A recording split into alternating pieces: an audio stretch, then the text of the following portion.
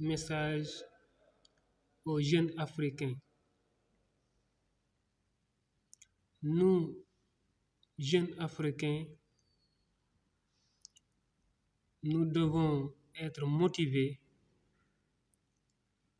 par le souci d'apporter notre contribution à la promotion économique de notre cher continent.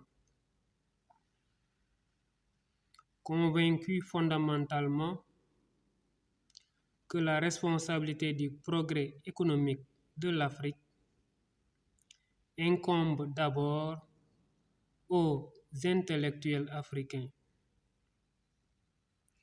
Nous devons faire partie des acteurs du développement plutôt que des spectateurs. Celui qui n'agit pas subit, c'est une des lois de la vie.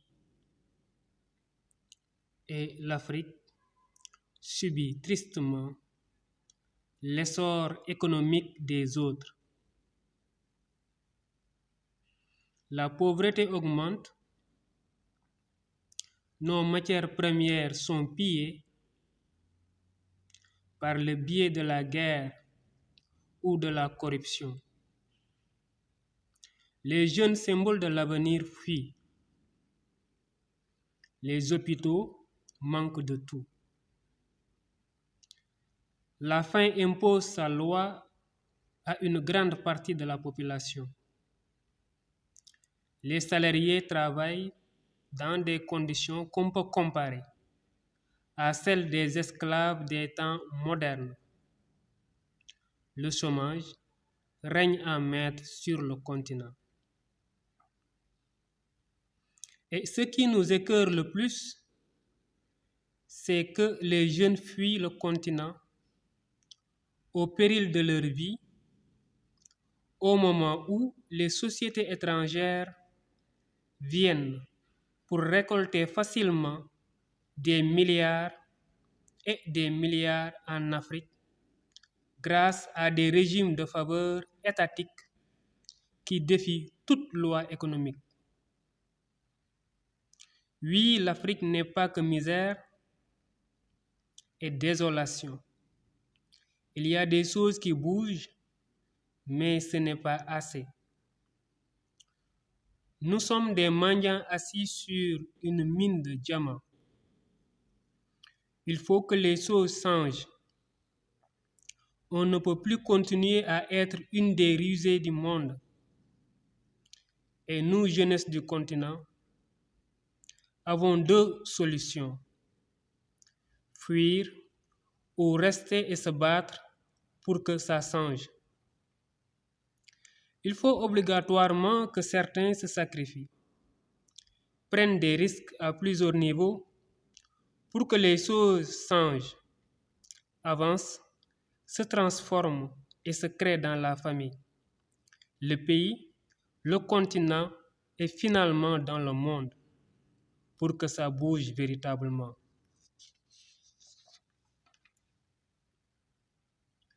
Ça sera dur et long, mais c'est comme ça qu'on peut y arriver. N'abandonnons jamais ce combat existentiel pour notre cher continent.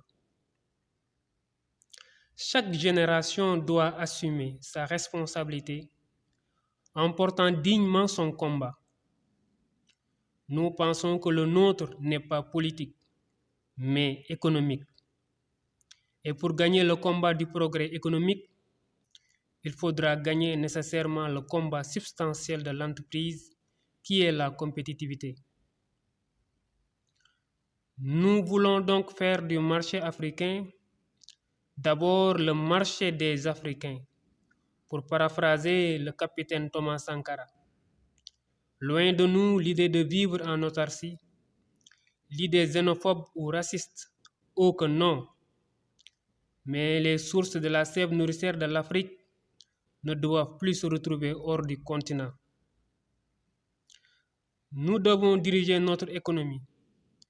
Nous devons être à la commande, comme le dit Aliko Dangote, Aliko Dangote, l'homme d'affaires nigérien. On peut recevoir de l'aide, mais c'est nous qui devons mener notre barque économique vers la meilleure destination possible. Il s'agit donc de repositionner plus favorablement l'Afrique sur la carte économique mondiale. Il n'est plus question qu'on laisse les sociétés étrangères venir spolier le continent avec un sadisme qui frise l'animalité, sans aucun égard à l'amertume de nos frères et sœurs.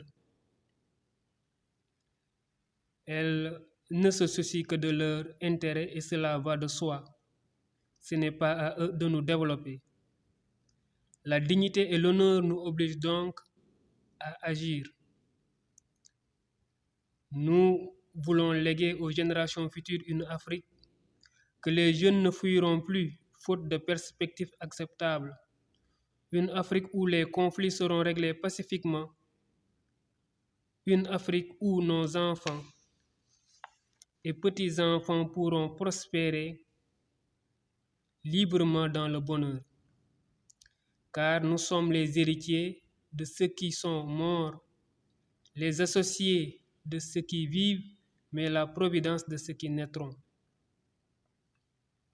Nous remercions toutes les personnes, connues ou inconnues, qui ont apporté leur touche à la promotion de l'homme en général et de l'homme africain en particulier.